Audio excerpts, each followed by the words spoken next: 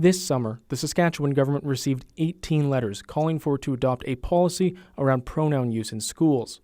One letter called on the government to stop the implementation of the radical, evil indoctrination of sexual orientation and gender identity in schools. Other letters described the LGBTQ community as trendy and destructive and inappropriate. The letters were released to CBC News as part of an access to information request as we tried to understand how the province created its controversial pronoun policy. The policy directs schools to require parental consent before allowing a student under 16 to use a different gender-related name or pronoun. The Premier insists the policy was based on private conversations.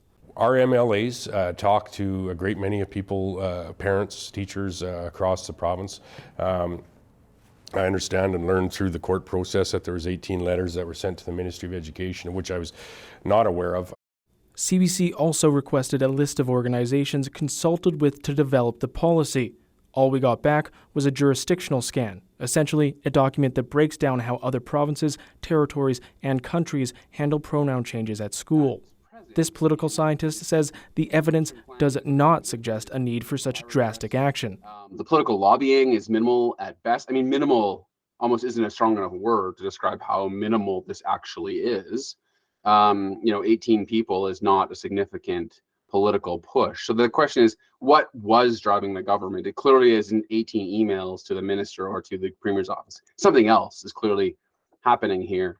Likely political calculations. The official opposition says the decision to not have clear public consultations makes no sense. I have not yet in my time in this building seen any piece of legislation come forward that was pinned on conversations that happened at the grocery store. That's not how legislation is made in this province or really in any other democratic jurisdiction. The province would not answer any questions seeking clarity on the lack of evidence of any consultations. The policy is now enshrined in legislation, with the notwithstanding clause shielding it from any legal challenges. Alexander Kwan, CBC News, Regina.